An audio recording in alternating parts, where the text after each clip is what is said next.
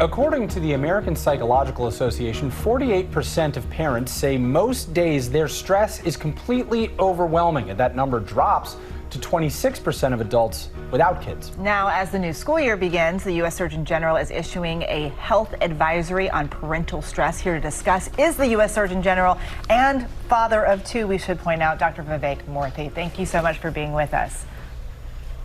Of course, glad to be with you today. You have been very vocal about mental health with children and adolescents.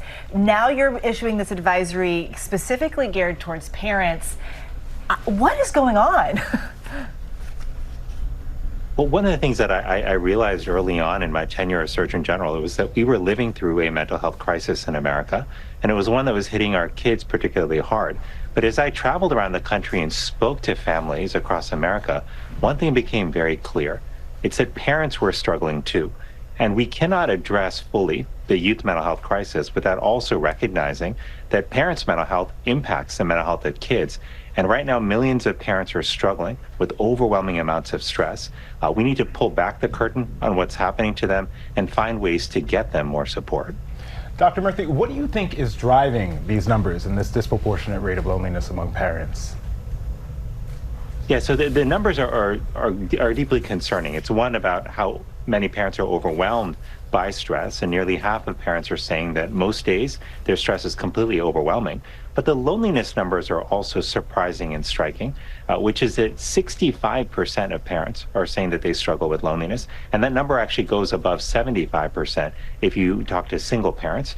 And so both of these contribute to the major stresses parents are experiencing. But here's where it's coming from. There are the old stressors that parents have always had to deal with, worrying about safety, worrying about how to manage the stress of the teenage years, dealing with many sleepless nights, which I can attest to as a parent myself. But there are also new stressors. Parents today have to worry about how to manage social media and phones for their kids, which is a major source of stress.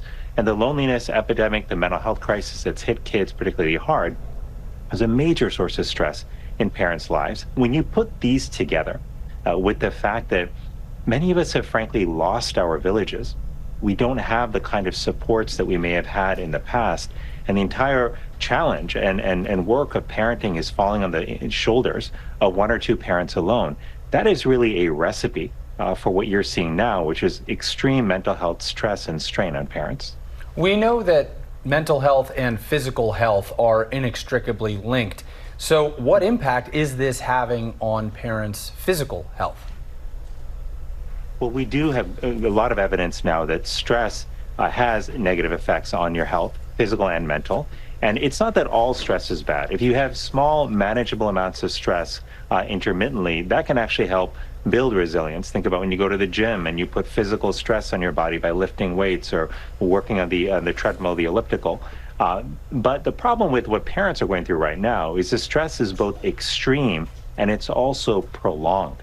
And those two things together can actually lead to both bad physical and mental health outcomes. I should just say, though, that it's something that parents, I suspect, can relate to, many parents, which is that all of this is being accelerated by this culture of comparison that we are living in, where we are constantly looking at what others are doing online on social media, and we're judging ourselves. We're saying, hey, we're not doing enough as parents. So-and-so is doing that for their kids. So-and-so is involved in many extracurricular activities. Should my kid be doing that as well? And that constant comparison just adds extra stress and weight to parents and makes them feel like they're falling short. Well, and then you hear so much from grandparents, right? Like, well, we did this by ourselves and it was okay. Are you saying something is different now for this group of parents?